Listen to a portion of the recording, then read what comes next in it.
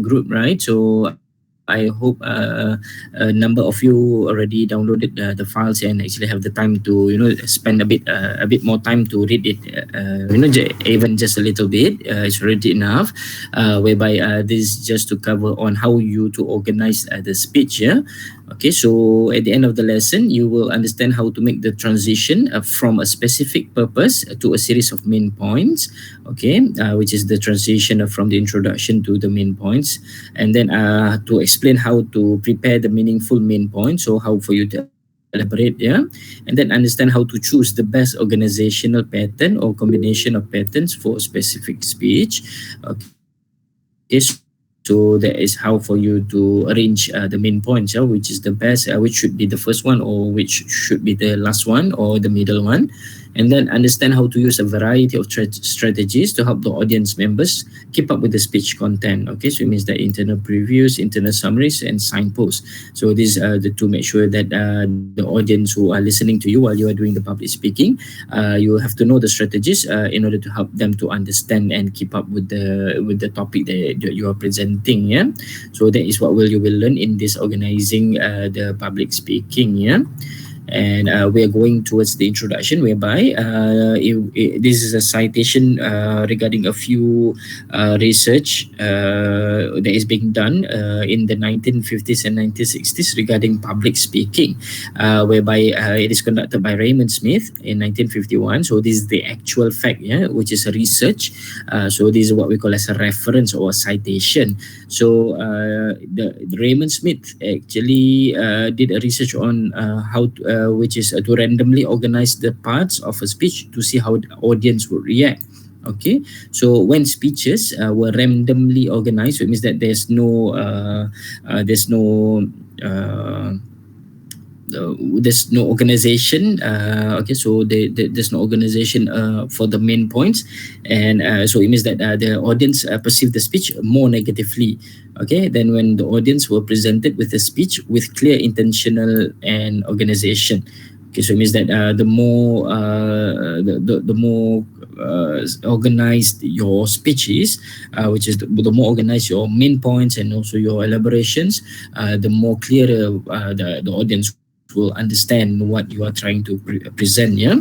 So, and also he found that audience who listen to unorganized speeches were less interested in those speeches than audience who listen to organized speeches. So it means that if you organize properly your public speaking materials, so it means that the audience will be much more invested in your speeches compared to when you are not organizing it properly. Okay, and then so Thompson, which is in the 1960s, furthered this investigation and found that unorganized speeches were also harder for audiences to recall after the speech. So it means that if you organize your speech properly, it will get into the minds of the audience much more better. So it means that the audience will remember the topic and also the elaboration, the main points that you provided, much more clearer after you finish the speeches. Yeah, I'm sorry. Let me check was result the join. Okay.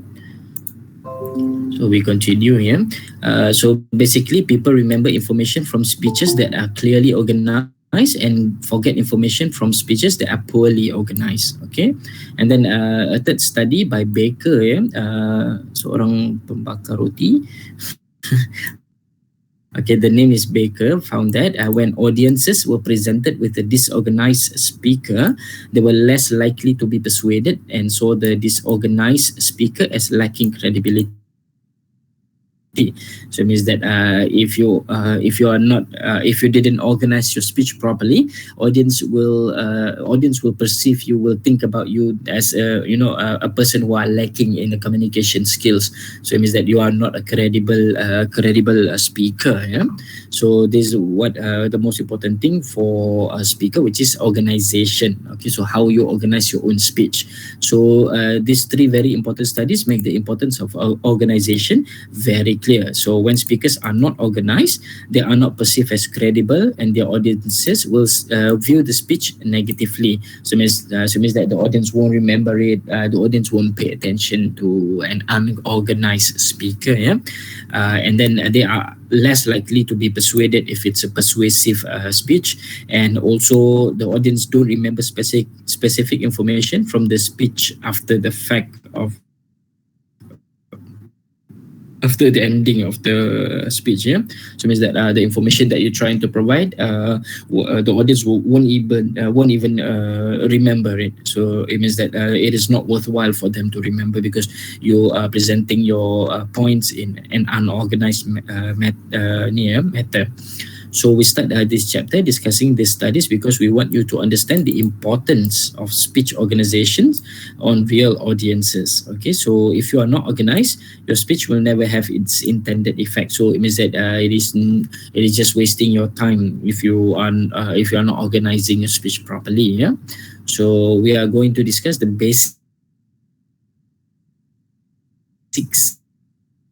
of organizing the body of your speech. Okay. So speeches can take many forms. They are often discussed as having an introduction, a body, and a conclusion. Just the same as I informed last week, which is almost identical with an essay format. Yeah, whereby you will be having an introduction paragraph, and then you will be having at least minimum of 3 main points or more, and that will be your main body paragraph, and then there will be a conclusion, okay, at the end.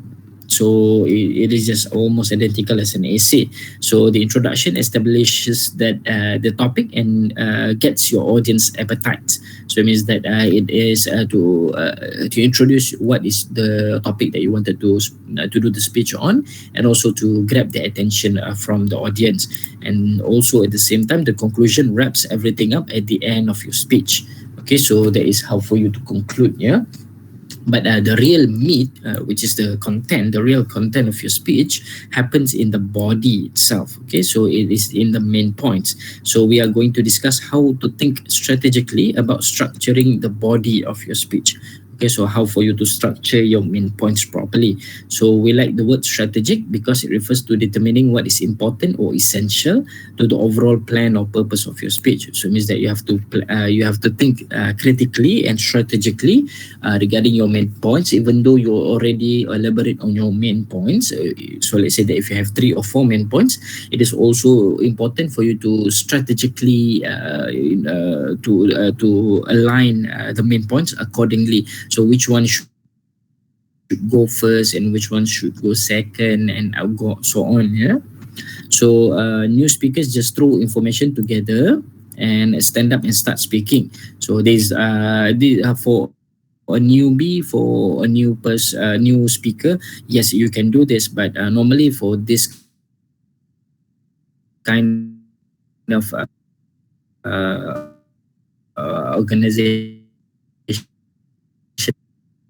pattern, this won't be accepted by the audience, because so the reason for the points together, and without any strategy, without organizing it with any strategy, so it means that you won't be understanding anything. So to avoid this, we want you to start thinking critically about the organization of your speech. Okay, so we will discuss how to take your speech from a specific purpose to creating the main points of your speech. Okay, so the second one, what is your specific purpose? So what is the purpose for you to do the speech? So before we discuss how to determine the main points, we want to revisit your speech specific purpose. Okay, finding a purpose and selecting a topic. So which is to inform, to persuade, or to for the public speaking assessment, it will be under the almost identical as the to inform, which is to describe to do a goal of for creating and delivering the speech. So what is the goal for you to describe the topic? Yeah, the specific purpose, on the other hand, starts with one of those broad goals. Okay, whether to inform, to persuade, to describe, or to entertain, and then further informs the listener about the who, what, when, where, why, and how of the speech. So this is what we call the WH question. Yeah, the 5W: who, what, when, where, why, and also the 1H, which is the how. Okay, so this is what you can use in order for you to come up with the main points. Yeah. Okay, so the